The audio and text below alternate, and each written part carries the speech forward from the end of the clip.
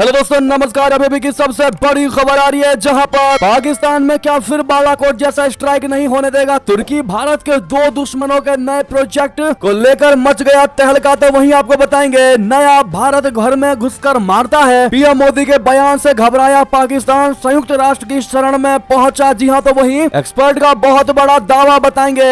राजीव गांधी की हत्या की आशंका पहले ही हो गई थी को लेकर बड़ा रिपोर्ट जारी किया गया है। तो वहीं रायबरेली से राहुल गांधी के चुनाव लड़ने के ऐलान के बाद बीजेपी ने जो घेरा है दोस्तों, वास्तव में वो देखने वाला है। सारी जानकारियां बताएंगे, बस आप वीडियो अंत तक बने रहेगा। और खबरों में आगे बढ़ने से पहले अपने देश भारत का, भारतीय सेना का, भारत के संप्रभुता अखंडता का पुरजोर समर्थन करते हैं तो इस वीडियो को लाइक करके, चैनल को सब्सक्राइब करके, बेल आइकन दबा के कमेंट में जय हिंद कहना मत भूलिएगा। बात करें पहली बड़ी खबर की, जहां पाकिस्तान में फिर बालाकोट जैसा स्ट्राइक नहीं होने देगा। क्या तुर्की भारत के दो दुश्मनों के नए प्रोजेक्ट को लेकर बड़ी खबर आई है, जहां कहते हैं दुश्मन का दुश्मन दोस्त होता है। और तुर्की और पाकिस्तान के नए प्रोजेक्ट को देखकर यही महसूस भी होता है। अपनी वायुसेना का अत्याधुनिक बनाने के लिए भारत ने फ्रांस से राफेल फाइटर जेट खरीदा है, जबकि भारतीय वायुसेना स्वदेशी लाइट कॉम्बैट एयरक्राफ्ट तेजस MK-1A का भी अधिग्रहण कर चुकी है, जिसने पाकिस्तान की वायुसेना को खौफ में डाल दिया है। लिहाजा पाकिस्तान ने तुर्की से हाथ मिला लिए हैं। जी हां, पाकिस्तान वायुसेना अपने अकेले बॉम्बार्डियर ग्लोबल 6000 को स्टैंड ऑफ में बदलने के लिए कमर कस रही है। तुर्की एरोस्पेस इंडस्ट्रीज की मदद से अब इस विमान को स्टैंड ऑफ जैमिंग एयरक्राफ्ट में बदल जाएगा। जी हां, ऐसे में कुआ की एक रिपोर्ट के मुताबिक पाकिस्तानी एयरफोर्स का मानना है कि अगर वो भविष्य में भारत में घुसपैठ करने की कोशिश करता है तो उसे भारतीय S-400 मिसाइल का सामना करना होगा। जी हां, जिसके बाद दूसरी तरफ इंडियन एयरफोर्स ने LCA MK-1A के लिए एक बड़ा ऑर्डर दिया है। और ये फाइटर जेट एक सक्रिय इलेक्ट्रॉनिक रूप से स्कैन किए गए एरे स्वीट के साथ कॉन्फ़िगर किया गया एक फुर्तीला और अत्यधिक गतिशील हल्का लड़ाकू विमान है, जो अगले कुछ सालों में पुराने हो चुके MiG-21 बाइसन को पूरी तरह से बदल देगा। यानी कि एक तरीके से भारत के एयर पावर का विकल्प चाहता है पाकिस्तान, और इसीलिए तुर्की के साथ इस नए प्रोजेक्ट पर काम कर रहा है। साथ ही साथ बता दें, पीएम मोदी के बयान से घबराया पाकिस्तान, नया भारत घर में घुसकर मारता है। ये सुनते ही संयुक्त राष्ट्र की शरण में पहुंचा पाकिस्तान। बता दें, प्रधानमंत्री नरेंद्र मोदी के घर में घुसकर मारने वाले बयान से पाकिस्तान का खौफ खत्म होने का नाम नहीं ले रहा है। अब पाकिस्तान ने संयुक्त राष्ट्र के मंच पर इसका जिक्र करते हुए भारत के खिलाफ जहर उगला है। संयुक्त राष्ट्र में पाकिस्तान के स्थायी प्रतिनिधि मुनीर अकरम ने आरोप लगाया है कि भारत पाकिस्तान के अंदर घुसकर लोगों को मार रहा है। अकरम ने संयुक्त राष्ट्र में भारत के प्रधानमंत्री मोदी के उस बयान का जिक्र किया जिसमें उन्होंने कहा था कि नया भारत आतंकियों को उनके घर में घुसकर मारता है। अकरम ने संयुक्त राष्ट्र के मंच का इस्तेमाल भारत के खिलाफ दुष्प्रचार करने में किया। इस दौरान पाकिस्तानी प्रतिनिधि को भारत से तगड़ा जवाब मिला। जी हां, वॉशिंगटन पोस्ट का जिक्र करते हुए अकरम ने कहा कि भारत के प्रधानमंत्री मोदी ने अपने समर्थकों से कहा था कि आज भारत के दुश्मन जानते हैं कि ये मोदी है, ये नया भारत है, ये नया भारत घर में घुसकर मारता है। उन्होंने आगे कहा, ये नया भारत खतरनाक है, ये दुनिया के लिए खतरा है। इसके साथ ही पाकिस्तानी राजनयिक ने बेबुनियाद दावा भी किया कि भारतीय खुफिया एजेंसियां अमेरिका और कनाडा में एक्टिव रही हैं। जी हां, तो वहीं आपको बता दें, इस बयान के बाद टेंशन में पाकिस्तान दिखाई दिया है। तो वहीं पाकिस्तानी एक्सपर्ट ने भी अपनी ही सरकार यानी पाकिस्तान की ही सरकार को घेर दिया है। पाकिस्तानियों ने, बता दें, पाकिस्तान के यूट्यूबर कमर चीमा ने सीनियर वकील और राजनीतिक विशेषज्ञ बैरिस्टर हामिद बशानी से इस बाबत बात की है। चीमा ने कहा कि भारत के प्रधानमंत्री ने जिस तरह का बयान दिया है उसके बाद कहा यह जा रहा है कि यह पाकिस्तान के लिए सीधी धमकी है। ऐसे में क्या इसे पाकिस्तान के लिए धमकी माना जा सकता है? कमर चीमा के सवाल का जवाब देते हुए बशानी ने कहा कि इसे दूसरे देश में दखल तो नहीं कहा जा सकता। अगर कोई आतंक के खिलाफ बयान दे रहा है तो उसे पाकिस्तान अपने लिए क्यों धमकी मानेगा? हालांकि ये भी एक सच है कि पाकिस्तान की धरती से दहशतगर्द जाकर भारत में अपने हमलों को अंजाम देते रहे हैं। ऐसे कई मौके आए हैं जब ये देखा गया कि भारत में धमाके वालों के तार पाकिस्तान से जुड़े हैं। ऐसे में नरेंद्र मोदी ने जो कहा है उसे बिल्कुल ब्लैक एंड व्हाइट में नहीं देखा जा सकता। इसका एक सीधा संदर्भ है कि बशानी ने यह भी कहा कि इस तरह की भाषा से हालांकि बचा जाना चाहिए, जैसे नरेंद्र मोदी की ओर से बोली गई है। इससे चीजें और खराब होने की तरफ जाती है, जो किसी के लिए अच्छी नहीं होती। यानी कि पाकिस्तान पूरे तरीके से डरा हुआ है। यहाँ तक कि पीओके में पाकिस्तानी सेना की तैनाती बढ़ाने पर भी बशानी ना खुश दिखाई दिए हैं, क्योंकि उनको पता है कि कश्मीर पीओके के लोग खुश नहीं है। पाकिस्तानी सैनिकों से उनको प्रताड़ित करते हैं, उनकी जमीन को हड़प रहे, उनकी जमीन पर खेती कर रहे हैं उनके बिना परमिशन के, और जिनकी जमीनें उनकी जमीन भी छीन ले रहे हैं। पाकिस्तानी सेना का दुराचार देखा गया है पीओके में। ऐसे में इस खबर के माध्यम से हम आपको यह भी बताना चाहते हैं कि पीओके की जनता पूरे तरीके से भारत के साथ आना चाहती है, और हमेशा से पीओके की जनता ये कहती है कि हमें आर पार जोड़ दो,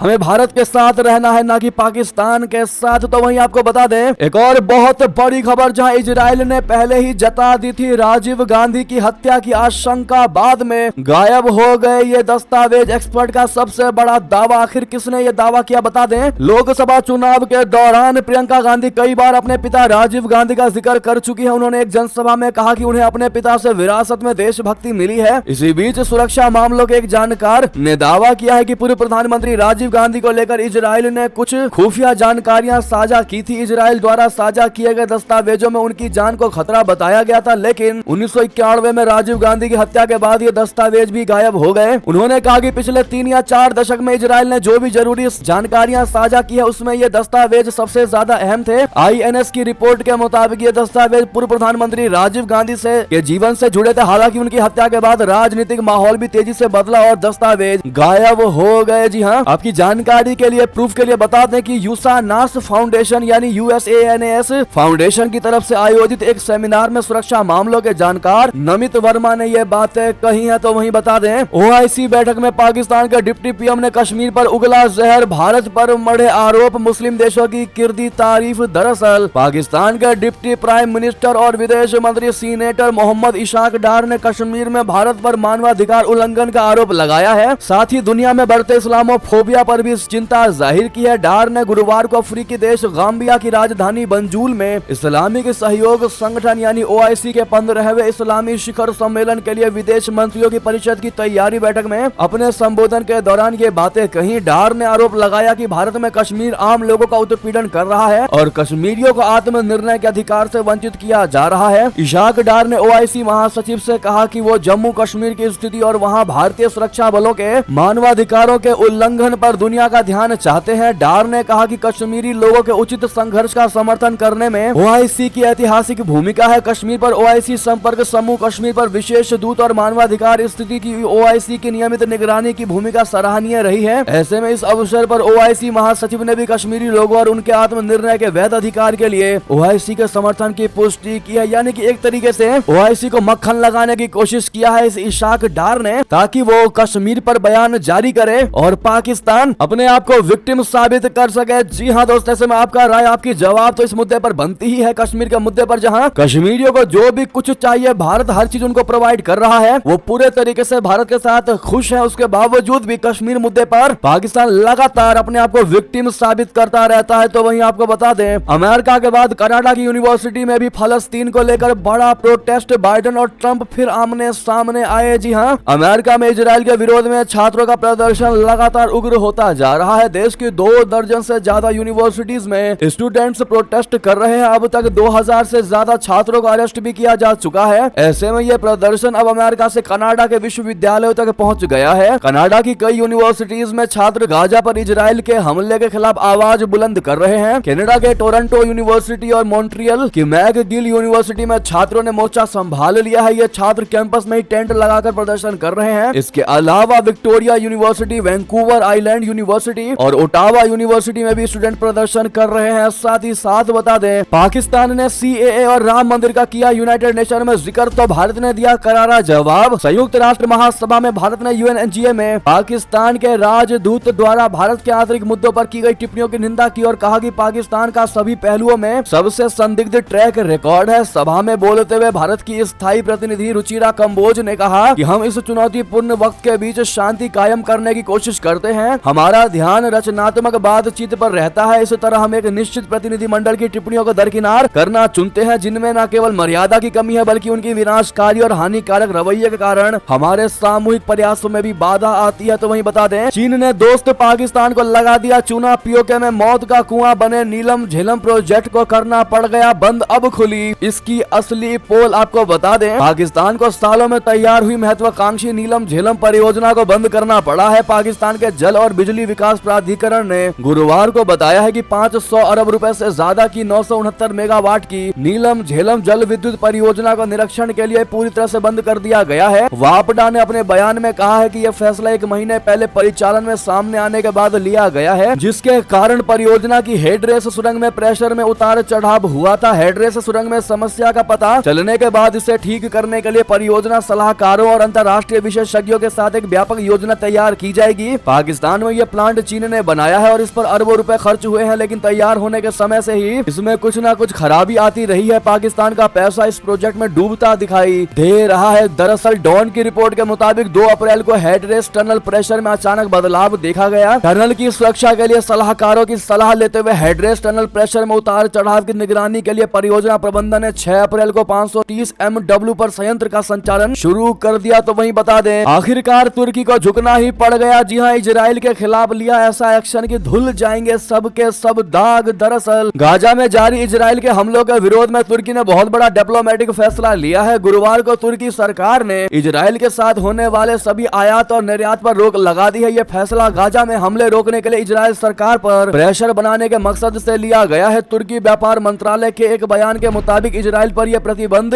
दोनों देशों के बीच आयात और निर्यात होने वाले सभी प्रोडक्ट पर लगेगा और तब तक प्रभावी रहेगा जब तक इजराइल गाजा से पीछे नहीं हट जाता है। इसके अलावा तुर्की सरकार के अधिकारी फलस्तीन अथॉरिटी के साथ मिलकर इस बात को सुनिश्चित करेंगे कि इस बैन का असर फलस्तीन पर ना पड़े। जी हाँ, तो वहीं बता दें, नेपाल और चीन की सेना में बढ़ी करीबी। ड्रैगन की सेना का लगातार बढ़ रहा दौरा भारत के लिए खतरे की घंटी। जी हाँ, चीन की पीपुल्स लिबरेशन आर्मी और भारत के पड़ोसी देश नेपाल की सेना के बीच करीबी अब बढ़ती जा रही है। पिछले महीने चीनी सेना का एक प्रतिनिधि मंडल नेपाल के जोम सोम में ऊंचाई पर युद्ध कौशल सिखाने वाले स्कूल के दौरे पर पहुंचा था। इस दौरान काठमांडू में नेपाली दूतावास के भी अधिकारी मौजूद थे। विश्लेषकों का मानना है कि चीनी सेना PLA के इस दल का नेपाल दौरा दोनों देशों के बीच रक्षा क्षेत्र में बढ़ते सहयोग को दर्शाता है। नेपाल के इस वारफेयर स्कूल को साल 2021 में खोला गया था और तब से लेकर अब अक्सर चीनी सेना का दल यहां पहुंचता रहता है। नेपाल की तरह से ही एक स्कूल भारत ने गुलमर्ग में बना रखा है। चीनी सेना का दल पोखरा, कागबेनी, लोमनथांग और कोराला के दौरे पर भी गया था। यह दल करीब 1 सप्ताह तक नेपाल में रहा। कोराला जहां चीन और नेपाल की सीमा पर है, जहां जमीनी रास्ते से एक दूसरे के यहाँ लोग जाते हैं। इसके अलावा नॉर्थ साउथ कॉरिडोर भी है जो कोराला को भारत नेपाल सीमा पर भैरहवा से जोड़ता है। यही नहीं, हिंदुओं के लिए पवित्र कैलाश मान सरोवर की यात्रा भी अब कोरोला से होगी, ना कि तातो पानी से। अब तक तातो पानी से यह यात्रा हुआ करती थी। भारत सरकार ने इस साल गर्मियों में इस यात्रा का प्लान बनाया है। साथ ही साथ बता दें, इनके चेले कह रहे थे अमेठी जाएंगे, अरे भागो मत। राहुल गांधी पर PM मोदी ये कहते हुए बड़ा तंज कसा है। राहुल गांधी के रायबरेली से चुनाव लड़ने की घोषणा के कुछ ही घंटे बाद प्रधानमंत्री नरेंद्र मोदी जी ने पश्चिम बंगाल में तंज कसा। वो वर्धमान में रैली कर रहे थे। यहाँ उन्होंने तंज कसते हुए कहा कि शहजादे के चेले कह रहे थे कि अमेठी आएंगे, लेकिन वो इतने डर गए हैं कि वहाँ से भागकर रायबरेली चले गए। रैली में PM ने कहा कि मैंने तो संसद में कहा था, उस समय चुनाव 2 से 3 महीने बाद होने थे। मैंने कहा था कि इनकी सबसे बड़ी नेता सोनिया गांधी चुनाव लड़ने की हिम्मत नहीं करेगी, वो डर के मारे भाग जाएंगी। और वो भागकर राजस्थान गई और वहाँ से राज्यसभा में आई। मैंने पहले ही बता दिया था कि शहजादे वायनाड में हारने वाले हैं और हार के डर से जैसे ही वायनाड में मतदान समाप्त होगा, वो तीसरी सीट खोजने लग जाएंगे। मोदी ने कहा कि दूसरी सीट पर भी उनके सारे चेले चपाटे कह रहे थे कि अमेठी